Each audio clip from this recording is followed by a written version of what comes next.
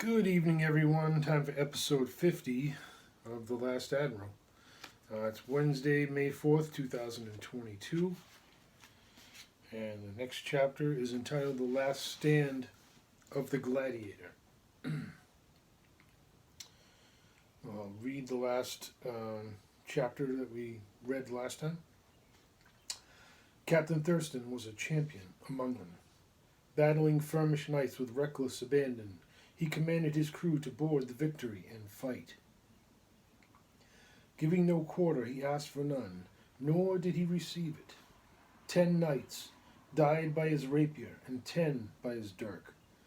Remaining in the water after all his sailors had either left it or died, he had waited too long. Sheathing his sword, he placed his dagger between his teeth, and turned in order to attempt the climb himself. Suddenly, struck below the waist, a gigantic beast of over 15 feet in length dragged him under. Taking his dirk in his hand, he tried to strike toward the shark's eye, but his arm hit the side of a spar, and his knife was lost. Pounding on the creature's head with his fists, he fought until the end. Sadness filled his heart as he watched his ship die beside him. Down and down they swam into the darkest deep. Farewell, Justine, he thought, for he longed for his beloved, and once freed, he would wait patiently for her to join him in Elysium. And my girlfriend Justine's mom is also Justine, so Mr. Thurston's wife is Justine. Okay. Archers, calling when ordered, protect your admiral. Let no Dragonian dog set foot on the decks of the Victory. Boarding planks, Captain Rothram commanded. Give them hell, Marines. Their battle cries echoed out above the screams of dying fighters as they rushed to board Admiral Nelson's ship. The crew of the Gladiator, now vastly outnumbered and assailed from nearly every quarter, fought like cornered beasts. Realizing that all hope was lost, they rallied and attempted to seize the Admiral. Nelson and Hardy fought with a brave band of knights amidships. A handful of Dragonian Marines remained alive, and these were now wounded and desperate. Cut all over, their noble gray-haired leader somehow continued. After striking a knight through the throat, he hamstrung another. He would have killed a third, but Admiral Nelson's sword stopped him. Dueling viciously with him, Nelson lunged in hastily. His mistake cost him. Carradine stabbed Nelson through his right bicep. His second thrust would have taken Nelson through the back, but a lucky shot from a Flemish archer pierced his forearm, interrupting his lunge. Carradine continued to battle with his feet and with his uninjured arm, as incapacitated sailors began to pile up around him. Fighting desperately, an overwhelming press of warriors drove him back until his waist struck the gunwale. A sword's pommel struck his head, and stars burst before his eyes. A powerful knight punched him with his blood-spattered shield, and he reeled uncontrollably against the power of it. Flemish knights closed in around him. An instant from death or capture, he summoned the last of his conscious strength and cast himself overboard and into the shark-infested sea. And what inspired me was Carradine's knack for overacting the fight scenes. If you remember Lone Wolf McQuaid, he made you feel every blow that he took and experience it with the contortions of his body and the expressions of his face. And that inspired me to write that section about him. Okay. An amazing spectacle, Collingwood exclaimed from the quarterdeck. Eatzel could use such fighters. What are your orders, Admiral? Rothram asked. Lieutenant Pascoe, he directed, signal Captain Blackwood to remain with the Victory until she is freed. Mr. Pascoe, Rothram said flatly, you have your orders. Aye, Captain, he replied. Collingwood commanded. Steer us away and bring us before the wind. Guide us alongside Terribilis for a broadside. Marines adjusted the rigging and sails accordingly, and then the juggernaut that was the Royal Sovereign plowed through the choppy waters, hell-bent upon revenge. Okay, the next chapter is Norris, Cagney, and Lee engage the Temeraire. If you can imagine a cast of characters including Chuck Norris, James Cagney, and Bruce Lee, all of the same movie fighting together, you get the picture. Captain Norris observed the engagement from the port beam. With his boots well braced against the deck and his hands upon the gunwale, the heaving seas rose up beside him and were nearly within his reach.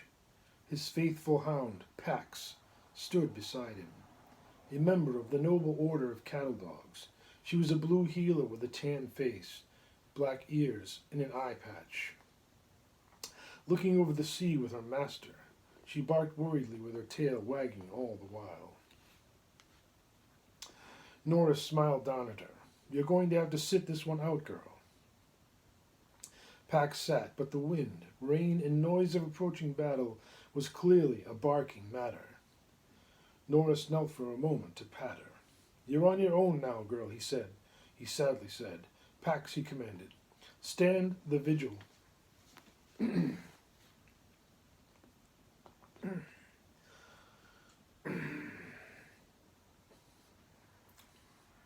Tough section for me. Pax was my dog. Okay. Being of courageous heart and cunning mind, Pax knew what to do. Racing across the deck, past and under the legs of the Marines, she crossed amidships as arrows began to whiz past them. Leaping up the stairs and onto the forecastle, she climbed the catwalk and stood behind the dragon figurehead beneath the iron bell. With her legs braced between deck and beam, she barked defiantly at the juggernaut that was looming up before them. Smiling sadly, Norris rose to face his Marines and then turned back to his watch. The full complement of his soldiers was on deck, bloodied and frustrated. They were anxious to strike back. Norris's face appeared stricken as two heavy warships trapped Draco Splendidus in crossfire. The greatest of them was a towering broad ship with 3 active gun decks, a copper-sheathed hull, and fully rigged square sails. Broad, painted bands of black, brown, and red adorned her hull, and 9 red castles, oriented equally in the shape of a shield, decorated her sails. The second aggressor was a smaller frigate, less than half of that size, with but 1 long gun deck and catapults on the quarterdeck and forecastle. Her hull was red and black in colors, and her sails flew the same livery as her companion vessel. Together they assailed Draco Splendidus with arrows hail, ballista fire, and terrible bovine-sized balls of flame. Captain Wynne, aboard Splendidus, attempted to maneuver within range of the smaller ship, but fire destroyed his sails.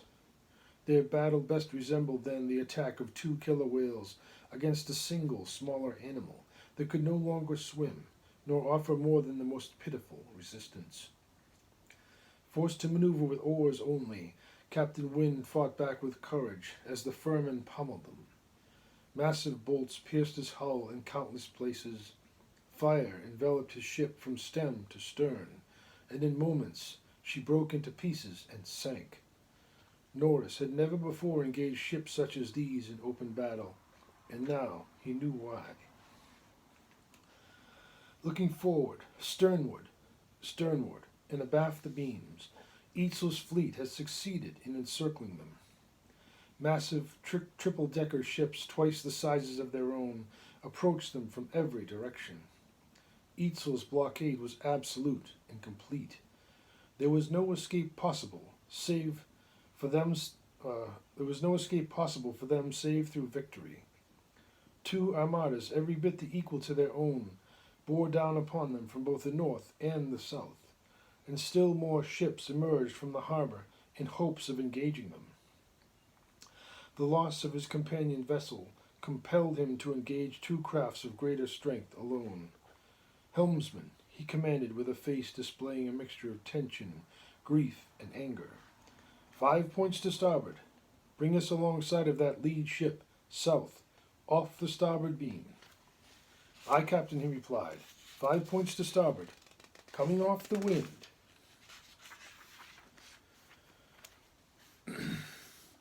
It was a risky maneuver, turning broadside to the incoming breeze, but it also generated the fastest sailing that was possible. The Firmish warship was fully twice their size, nearly 200 feet in length. It possessed 3 rows of guns, and their decks were 2 stories higher than Invincible's own. Hundreds of vengeful Firmish knights and armed sailors waited on their decks ready for engagement. Their artillery crews wasted several shots at them as they attempted to match their course. Arrows flew between the ships as both vessels closed. Fire ballista, Norris ordered. Fire everything. Captain Cagney, prepare your boarding party. With pleasure, sir, Cagney replied, while grinning from ear to ear. I've already lived a lot longer today than I expected. Norris managed to smile and then swiftly became serious. Keep your heads down, Marines, and ready your ropes. Try and reach the top decks, but if you can squeeze through a gun port, bring the fight to them below. Norris knew that their only real hope lay in capturing one of Eitzel's mighty ships, and so Invincible struck, and not to ram, but to board. The crews of both ships were more than ready. The battle began over the side, and then at the gunwales. Grappling hooks and ropes flew. Invincible's archers concentrated their fire to allow their captain to gain a foothold on board, and they succeeded. Arrows claimed many lives on either side. Swords and deadly falls killed still more.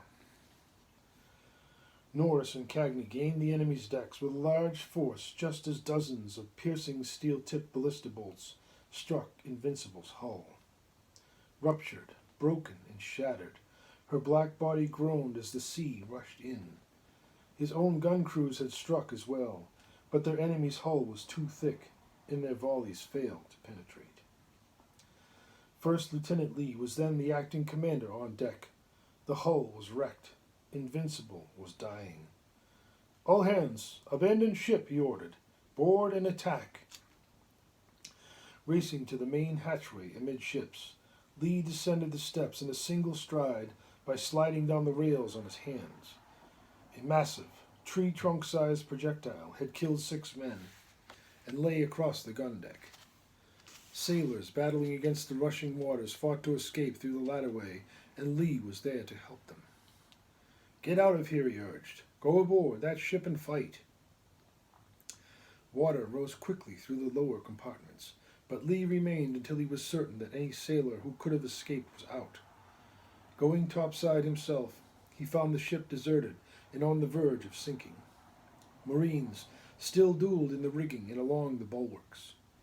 Using the width of the deck to get a head start, he sprinted and leaped across the watery gap between the ships and caught hold of a pair of dangling lifelines. Releasing one in favor of the other, he climbed rapidly with his feet braced against the hull. Fierce fighting was everywhere above him. Gaining the gunwale, he searched for an opening and found one.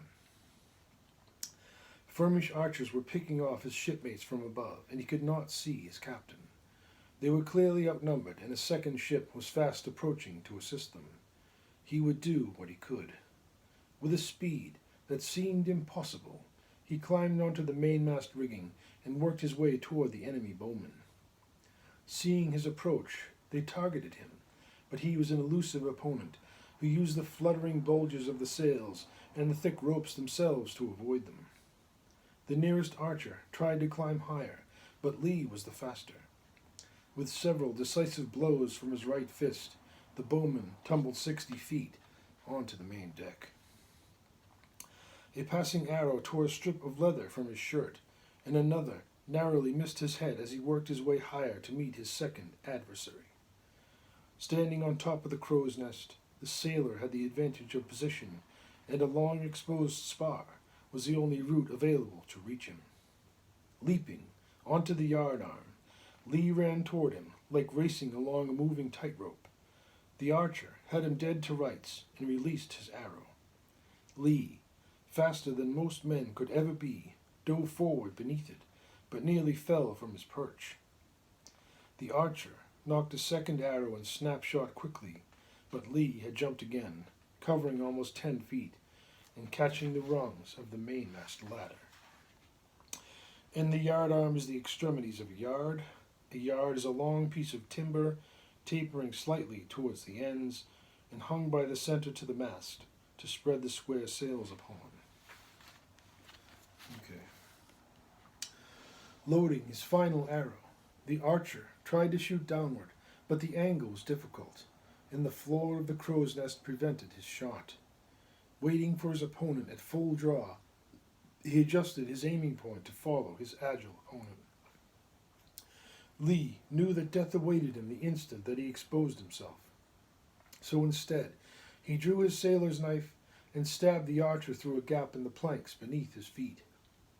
Screaming in surprise, the archer's shot flew wide and out over the ocean.